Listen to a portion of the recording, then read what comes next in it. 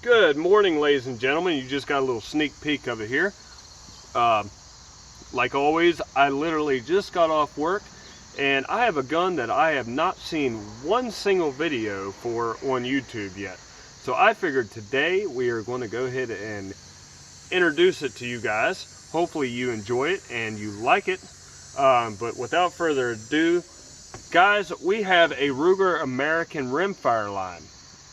But this in itself is not just a Ruger American Rimfire. This, ladies and gentlemen, is the Ruger American Rimfire Talo edition. Yes, this is a special edition Ruger American Rimfire. We will go over it here in just a second, but I would like to just give you guys a minute to look at this thing. For the simple fact that I have not seen another video about this rifle yet. This, ladies and gentlemen, is the Ruger.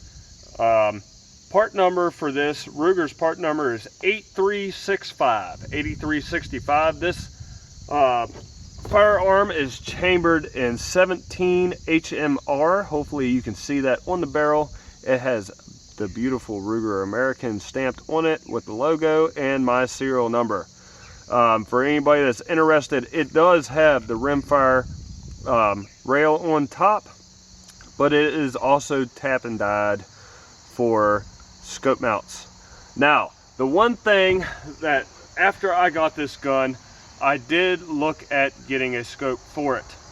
As far as I know, nobody makes stainless steel scope mounts for this gun. But it worked out in my advantage because this gun shoots well enough with the open sights that I do not really have any desire to get a scope for. That's kind of a big thing with me because I like open sights. I kind of believe that more guns out there should have open sights on them with the backup of having a scope. I like open sights. I enjoy shooting open sights like most people. I grew up shooting open sights, and I like having something that I can fall back on. So we have gone over that. This, ladies and gentlemen, is a beautiful stainless steel barrel. It is almost chrome. And actually, I am going to show you before I send this gun back to Ruger. Yes, sadly, I am getting ready to fill out my RMA to send this gun back to Ruger. I do not know if you're going to be able to see it on video, but there are some discolorations and tool marks in the barrel itself from when it was made. I don't know if you're going to be able to see it, but there's color difference here. There is a tool mark on this entire rim, and I know you're not going to be able to see this, but there are swirls all up the barrel, and there is actually some tool marks on the barrel itself. I'm not sure if you're going to be able to see it, which it does not matter. Actually, you can probably see the swirl marks right down in here, the way that I turn it. It looks like, to me, what it looks like is when the gun was made, whatever the barrel was clamped in, when it was spun onto the receiver, it slipped. So it's not really that big of a deal, and I'm not downgrading Ruger at all in any way, shape, or form. A lot of my guns are Rugers, and I am a Ruger fan. I just happen to understand that this is a this one here, not so much, but the gun itself is a mass-produced item. You are going to have, every once in a while, you are going to have a gun that has defects in it, and it just happens to have to go back. I wouldn't care so much about it other than the fact that this is a special edition rifle, and I spent the extra money for it, so I kind of want it to look right, you know. But to get over that little part, this gun does sport a standard. Anybody that has a 1022, you know exactly what I'm talking about. It sports a standard 1022 style rear sight, and it styles a 1022 kind of front gold bead sight. The gun shoots very, very well. Like I said earlier, it shoots well enough where I have not put a scope on it. It will, when I get this gun back, we will do a shooting video on it, I promise. It has a very nice walnut stock. Checkering is very beautiful on it. The checkering actually reminds me of my Ruger 77 Rimfire line. It actually looks like the exact same stock on my Ruger 77-22, except this one is a little bit lighter. It's not as dark of a walnut as my 77. The gun does have a Savage style Accu trigger. It is adjustable.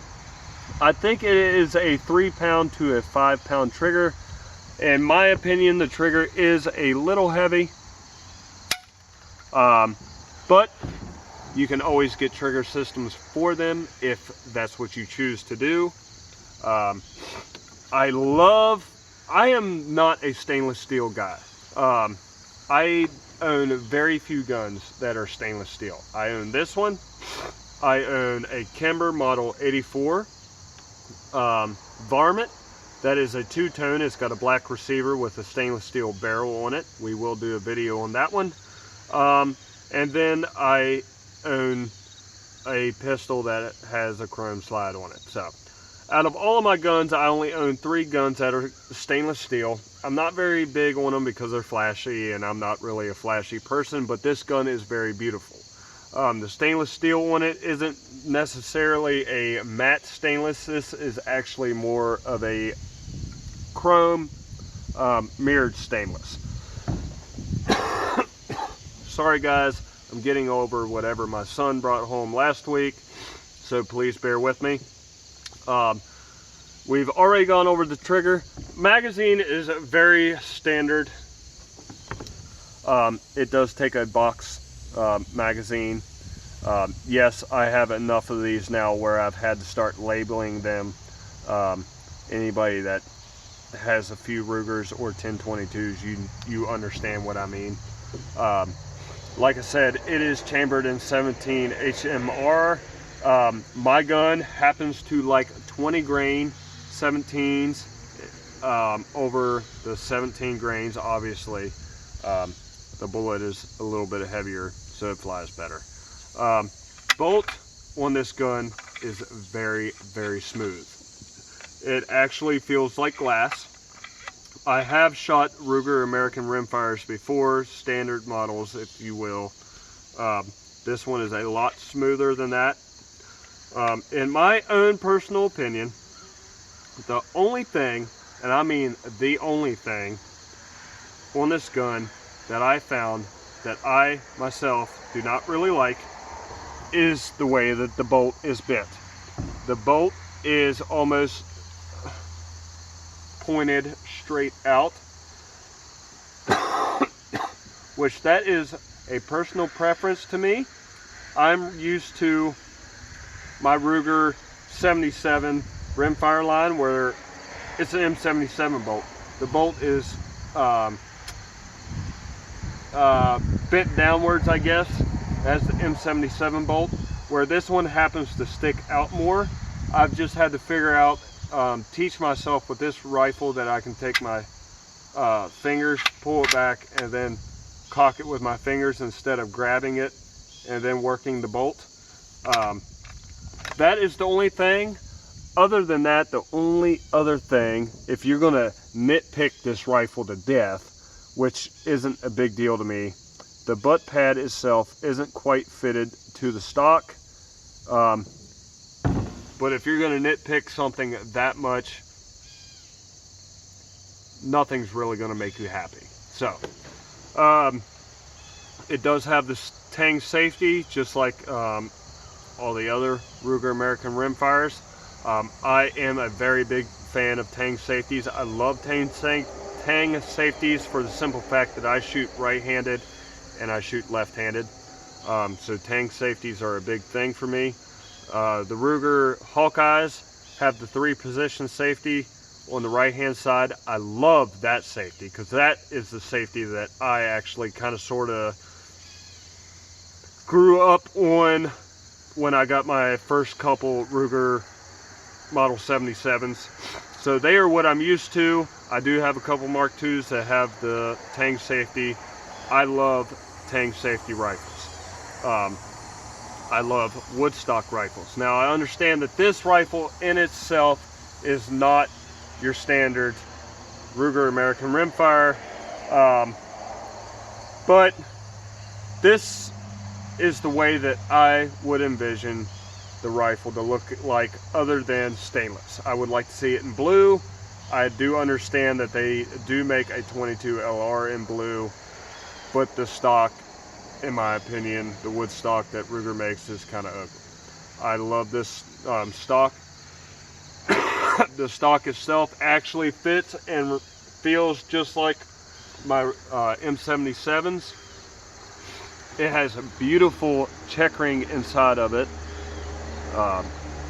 and it does have the Phoenix on the bottom, which is cosmetic stuff. But without me ranting any more about this gun, ladies and gentlemen, I love this gun a lot. I really do like it. It's almost pretty for me to take it out and shoot it, but I do. I don't really have anything else more to go on about it for you guys. If you have any questions at all, please leave them in the comment section below. I will do everything in my power to answer those questions for you, and if I can't, I will do my best to lead you in the right direction. But like always, guys, like and subscribe. I love you to death, and until next time, I'll see you later.